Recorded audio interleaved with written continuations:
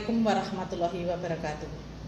Saya Utami Patri Asuti, Kepala SMP Negeri 2 Wonogiri, Kabupaten Wonogiri. SMP Negeri 2 Wonogiri merupakan salah satu sekolah yang kini memasuki usia ke-61 tahun. Sebagai sekolah yang sudah berpengalaman puluhan tahun, tentu dalam perjalanan memajukan pendidikan banyak hal yang sudah ditempa, diupayakan hingga tercetak segudang prestasi dan predikat sekolah, mulai dari sekolah RSBI, sekolah model dan sekolah rujukan SPMI, sekolah adiwiyata, sekolah inovatif dan beberapa prestasi yang lain.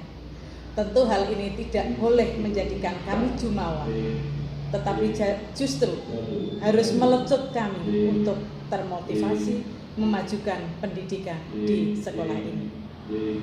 Seiring dengan perkembangan pendidikan, SMP Negeri 2 Wonogiri senantiasa mengembangkan visi, misi, dan tujuan. Sejalan dengan visi pendidikan Indonesia, yaitu mewujudkan Indonesia maju yang berdaulat, mandiri, dan berkepribadian melalui terciptanya pelajar Pancasila. Kiranya visi SMP Negeri 2 Wonogiri, yaitu terwujudnya generasi yang beriman, santun, unggul dalam prestasi, terampil dalam bidang seni dan olahraga, serta berwawasan lingkungan, juga sudah mengimplementasikan visi pendidikan Indonesia. Elemen kunci dari visi pendidikan tersebut adalah terwujudnya pelajar Pancasila. Melalui komitmen bersama, timbek yang kuat, kolaborasi semua GTK, serta perjuangan untuk menghasilkan prestasi dalam mencetak murid menjadi pelajar Pancasila, tentu visi, misi, dan tujuan sekolah tersebut akan tercapai. Apalagi dengan dimilikinya 2 guru penggerak yang tentunya akan lebih memudahkan seluruh GTK untuk memajukan pendidikan, khususnya di SMP Negeri 2 Wonogiri, agar selalu dinamis, maju bergerak, mewujudkan pelajar Pancasila, generasi emas penerus bangsa. Harapan kami, guru penggerak di SMP Negeri 2 Wonogiri senantiasa bergerak untuk menggerakkan ekosistem pendidikan yang lebih baik, menciptakan pembelajaran yang berpusat pada murid. Assalamualaikum warahmatullahi wabarakatuh. Pertama dan utama, mari kita senantiasa memanjatkan puji syukur kehadirat Allah Subhanahu wa taala. Bapak Ibu, terbukti untuk hari ini kita masih diberikan nikmat sehat dan sempat.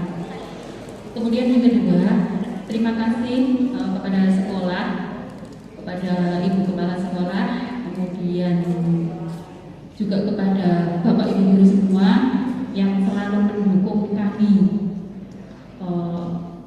Dukungan panjenengan, entah itu doa, motivasi untuk kami sebagai guru penggerak, itu adalah kekuatan bagi kami, karena memang selama 9 bulan ke depan, insya Allah kita sudah melalui 1,5 bulan dari Oktober, berarti sekitar 2 bulanan. Di samping kita menyiapkan PJJ, kemudian PTMT, kita dikasih amanah setiap hari harus buka LMS, yang notabene memang itu program pendidikan guru penggerak. Dan menurut Pak Menteri, untuk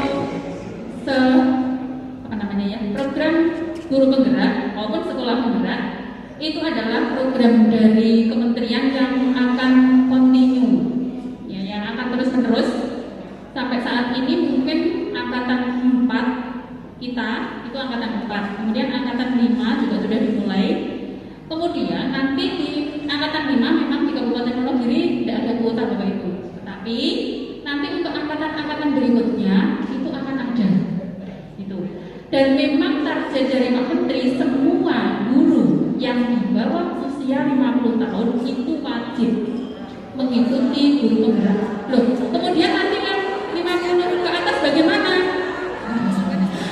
Yang 50 tidak ada bonus bebas, tidak.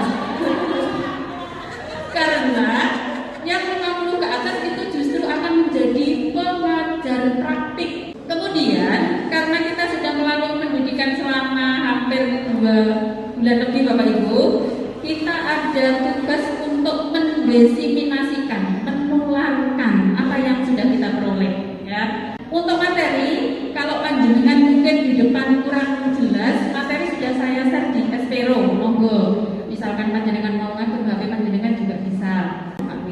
Nah, yang pertama, tujuan dari diseminasi ini adalah menyebarkan Bapak Ibu.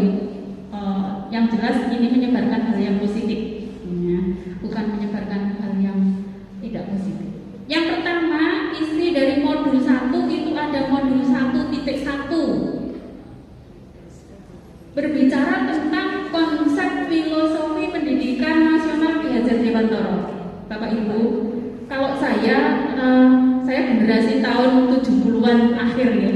Nah, dari Pak Ki Hajar Dewantara yang menjadi Menteri Pendidikan waktu itu, ya, pertama kali merdeka, saya mungkin sangat minim ya menguasai. Kalau ditanya Ki Hajar Dewantara apa yang kamu ketahui, saya tanya cuma ing ngarsa tulodo, ing madya mangarsa tuturian dayani. Kemudian teori tabula rasa itu aja saya sudah besar tahunya. Kemudian masih ada asas trikon. Ternyata dari konsep filosofi pendidikan nasional kita itu sudah punya ahli, sudah punya tokoh yang luar biasa. Dan ini mendunia. Wow, betapa liberalnya saya. Ya, tahunnya Gultom, tahunnya Kiase. Ya Allah, ternyata Ki Hajar Dewantara itu sudah mendasari sebelum Indonesia merdeka. Itu nanti kita akan belajar tentang filosofi pendidikan menurut Ki Hajar Dewantara. Kemudian yang kedua, modul 1.2 itu tentang nilai-nilai dan peran guru penggerak. Sebenarnya ini bukan hanya nilai peran guru penggerak. Semua guru kita sebagai pengajar dan pendidik itu harus punya itu. Itu jatah saya 1.1 dan 1.2.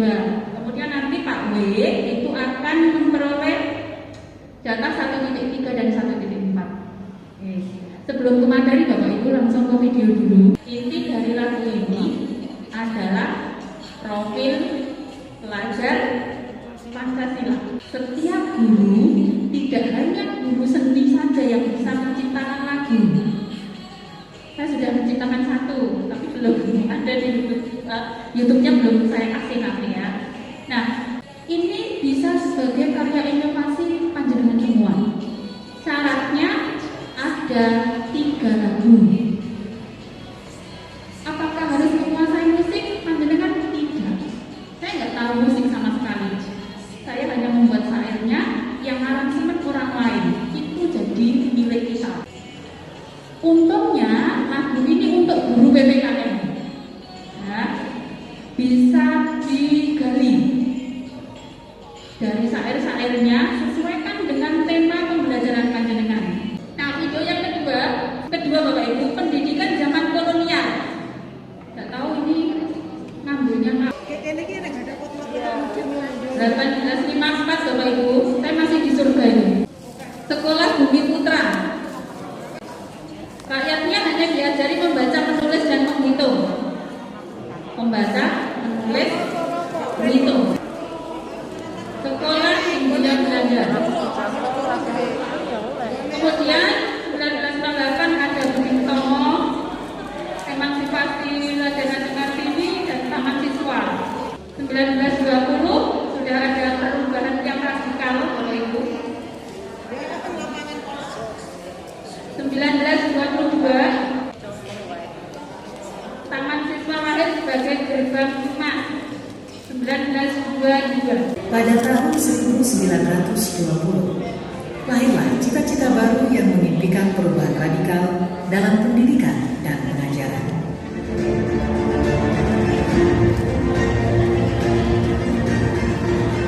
Pada tahun 1922 lahirlah Taman Siswa di Yogyakarta sebagai sebuah gerbang emas kemerdekaan dan kebebasan kebudayaan bangsa.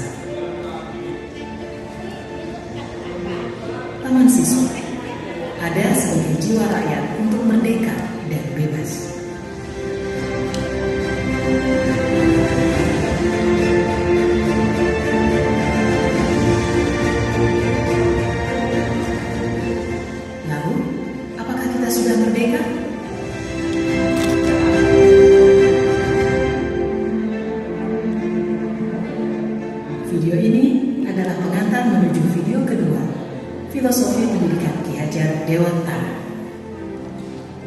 Salam dan bahagia. Dengan lingkungan, maka sebenarnya lingkungan kita, keluarga kita itu benar-benar sekolah pertama. Kemarin ada ekstrim gitu ya, ekstrim gambar gitu ya. Saya lihat, kalau pengen merusak generasi, merusak ibunya. Waduh, yang merusak ibunya itu orang bapaknya. Langsung cedak anaknya kan ya. Itu masih tanda tanya. Oh, ya, harus di. Mungkin untuk 1.3 karena ini visi guru penggerak itu berkaitan dengan visi sekolah. Mungkin nanti Pak B bisa skip ya, langsung ke 1.4. Mungkin itu untuk diskusi mungkin atau apapun itu mungkin di luar ya, di luar ini karena memang waktunya sudah sangat lama saya. Monggo Pak B silakan untuk melanjutkan. Cukup dulu Bapak Ibu diskusi, insya Allah di lain forum ya. Mohon maaf atas segala salah, mungkin saya kurang berpengalaman atau salah dalam penyampaian. Cukup dulu. Assalamualaikum warahmatullahi wabarakatuh. Waalaikumsalam warahmatullahi wabarakatuh. Baik. Bismillahirrahmanirrahim. Assalamualaikum warahmatullahi wabarakatuh. Ya, terima kasih atas waktu yang diberikan kepada saya dan terima kasih atas kesediaan Bapak Ibu untuk mengikuti diseminasi program pendidikan guru penggerak. Perlu saya luruskan di awal bahwa saat ini kami berdua, saya dengan Bu Salihah itu posisinya baru sebagai calon guru penggerak, jadi belum sebagai guru penggerak. Karena untuk mencapai sebagai guru penggerak ini nanti kami harus menyelesaikan pendidikan terlebih dahulu sampai nanti insya Allah bulan Agustus tahun 2022 yang akan datang. Kemudian itu pun setelah selesai kami juga harus memenuhi standar yang ditentukan oleh kementerian. Jadi kita dalam pendidikan ini dinilai, ada tugas-tugas, ada pekerjaan yang harus kami selesaikan dalam setiap minggunya dan nantinya itu dinilai oleh fasilitator maupun oleh instruktur. Demikian Bapak Ibu. Masuk pada materi 1.4 seperti yang disampaikan oleh beliau Bu Salihah tadi, bahwa untuk materi 1.3 itu cenderung pada manajemen, pengembangan manajemen sekolah dan manajemen sekolah dan pengembangan sekolah. Jadi ini materi mestinya untuk manajer atau untuk kepala sekolah, sehingga tidak begitu penting. Yang wajib untuk kami sampaikan itu materi 1.1 filosofi Ki Hajar Dewantara dan budaya positif. Langsung saja masuk pada materi 1.4 tentang budaya positif. Nah, kalau di awal tadi Ibu Kepala Sekolah menyampaikan budaya peduli di awal pembagian tugas tadi. Nah, untuk materi di pendidikan guru penggerak dinamakan dengan budaya positif. Jadi untuk membangun budaya positif, sekolah perlu menyediakan lingkungan yang positif, aman dan nyaman agar murid-murid mampu berpikir, bertindak dan mencinta dengan merdeka, mandiri, bertanggung jawab. Salah satu strategi yang perlu ditinjau ulang adalah bentuk disiplin yang dijalankan selama ini di sekolah kita.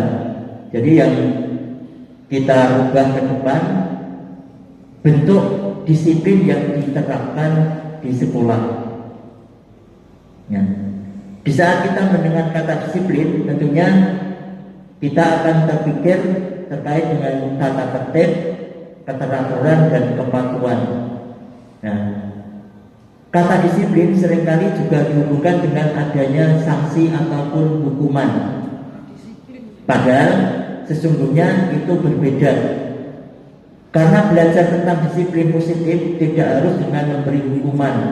Justru itu adalah alternatif terakhir, dan kalau perlu tidak digunakan sama sekali. Jadi ke depan dalam menertibkan siswa, dalam mendisiplinkan siswa, sedapat mungkin kita menghindari adanya sanksi maupun hukuman. Nah, ini salah satu pernyataan dari Ki Hajar Dewantara, bahwa di mana ada kemerdekaan, disitulah harus ada disiplin yang kuat. Kalau di depan lagi, Bu Salihah menyampaikan tentang merdeka belajar. Jadi ke depan untuk ke depan yang kita harapkan itu adanya merdeka belajar di sekolah. Nah, selaras dengan program merdeka belajar tersebut, Ki Hajar Dewantara memberikan satu pernyataan bahwa di saat ada kemerdekaan maka harus ada disiplin yang kuat.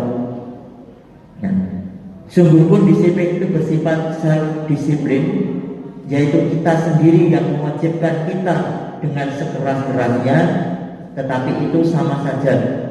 Sebab jikalau kita tidak dapat melakukan self-disiplin, wajiblah penguasa lain mendisiplinkan diri kita. Dan peraturan demikian itulah harus ada di dalam suasana merdeka. Ini mengutip pernyataan dari Ki Hajar Dewantara.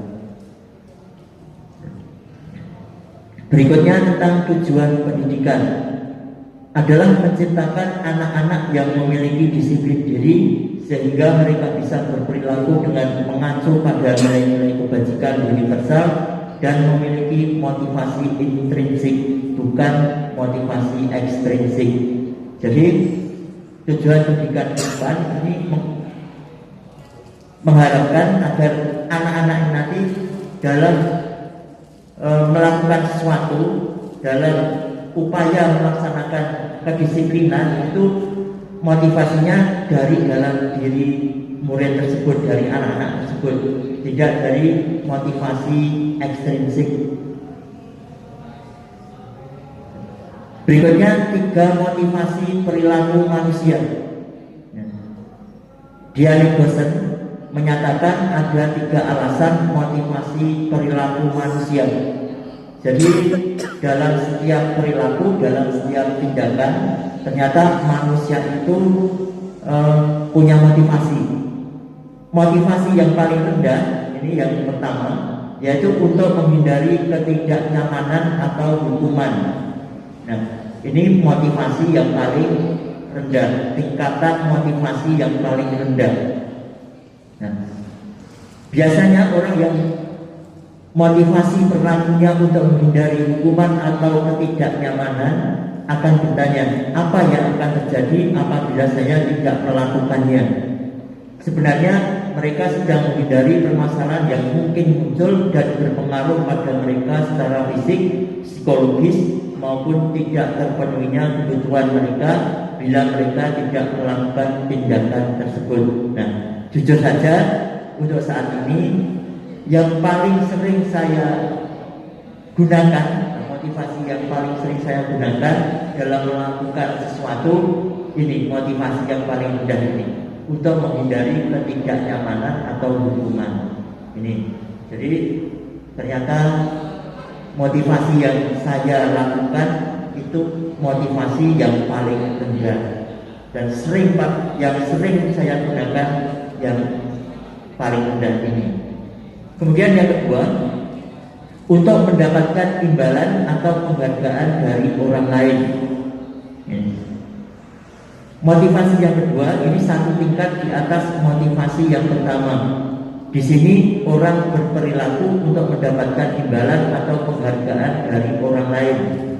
Orang dengan motivasi ini akan bertanya, apa yang akan saya dapatkan apabila saya melakukannya? Nah, jadi ini untuk melakukan sesuatu mengharapkan adanya penghargaan atau imbalan. Ini motivasi. Berikutnya motivasi yang ketiga, untuk menjadi orang yang mereka inginkan dan menghargai diri sendiri dengan nilai-nilai yang mereka percaya. Nah, harapannya ke depan di dalam melakukan proses untuk mendisiplinkan siswa, harapannya ke depan anak-anak itu mempunyai motivasi yang ketiga ini. Jadi menumbuhkan motivasi agar anak-anak itu menghargai dirinya sendiri. Jadi melakukan sesuatu dari niat atau motivasi yang berasal dari dalam dirinya sendiri, bersifat internal bukan eksternal. Berikutnya tentang hukuman, sanksi, dan restitusi. 5 kebutuhan dasar manusia.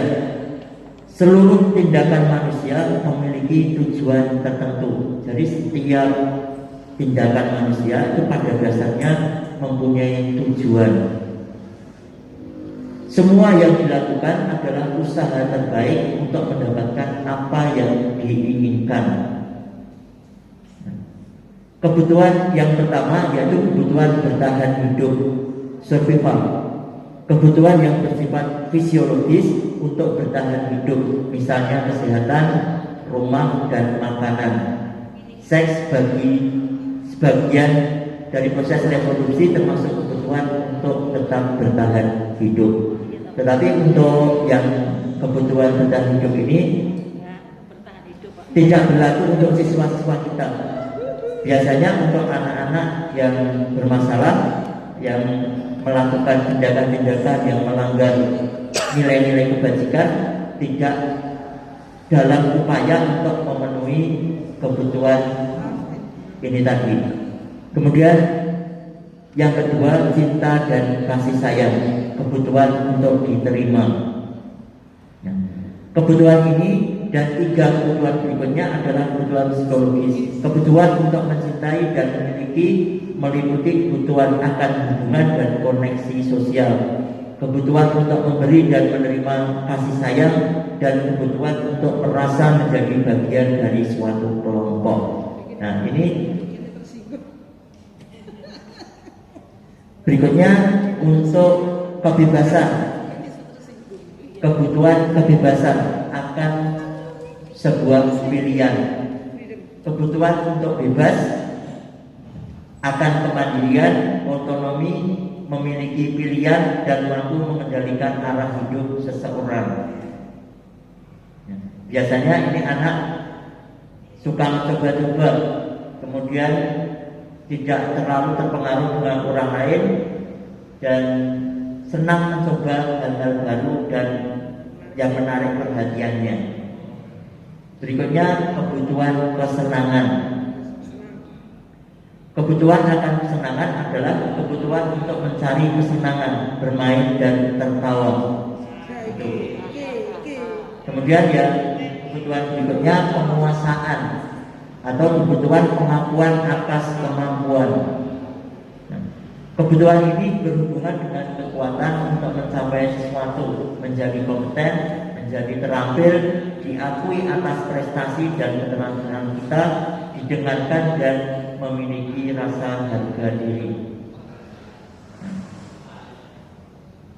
Nah, itu terkait dengan kebutuhan. Di saat kita menghadapi anak-anak yang bermasalah, kita harus tahu kebutuhan apa yang diperlukan oleh anak sebelum melakukan tindakan berikutnya. Jadi dalam satu kasus di kelas, anak ini bisa misalnya anak yang sering tidak mengerjakan tugas. Misalnya sebagai contoh, anak yang sering tidak mengerjakan tugas. Nah, sebelum kita menentukan solusi apa yang harus kita gunakan, kita harus mengetahui terlebih dahulu kebutuhan anak tersebut. Bisa jadi anak tersebut membutuhkan kebebasan, bisa jadi anak tersebut membutuhkan kesenangan. Jadi dengan tidak mengerjakan tugas, dia merasa senang misalnya. Dengan tidak mengerjakan tugas, dia merasa bebas dan semacamnya. Jadi kita tentukan dulu kebutuhan apa yang ingin dipenuhi oleh anak tersebut. Nah, berikutnya tentang 5 posisi kontrol. Nah, ini materi yang cukup menarik terkait dengan posisi kontrol. Yang pertama sebagai penghukum, yang kedua sebagai pembuat orang merasa bersalah, yang ketiga sebagai teman, yang keempat sebagai pemantau, yang kelima sebagai manajer. Jadi dalam menghadapi sebuah kasus, sebuah masalah, terutama anak-anak atau siswa, kita harus menempatkan posisi kita pada posisi kontrol positif. Nah, posisi kontrol positif ini mulai dari nomor 3 sampai dengan nomor 5. Sedapat mungkin kita menempatkan diri pada posisi manajer. Nah, paling tidak pada posisi teman. Tetapi untuk menempatkan diri pada posisi teman itu ada nilai positif dan negatifnya juga. Posisi kontrol sebagai penghukum. Seorang penghukum ini bisa menggunakan hukuman fisik maupun verbal. Bisa menggunakan hukuman secara fisik, bisa menggunakan hukuman secara verbal melalui kalimat, melalui kata-kata.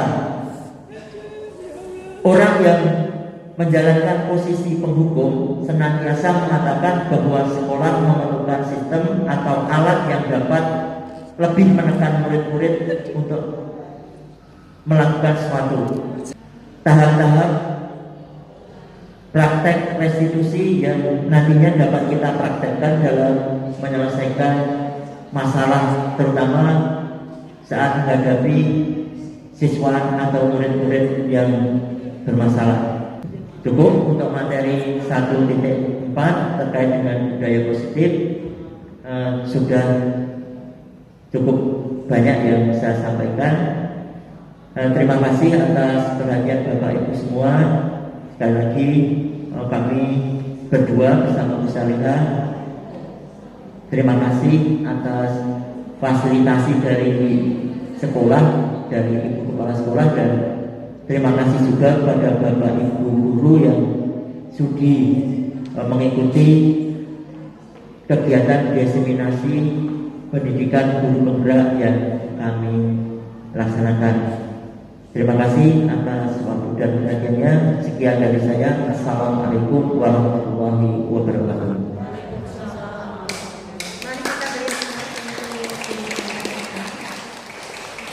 Terima kasih kepada Bapak Ibu Listiono dan Assalamualaikum warahmatullahi wabarakatuh. Perkenalkan, saya Soleh Almojo Putro, guru PAI dari SMP Negeri 2 Wonogiri.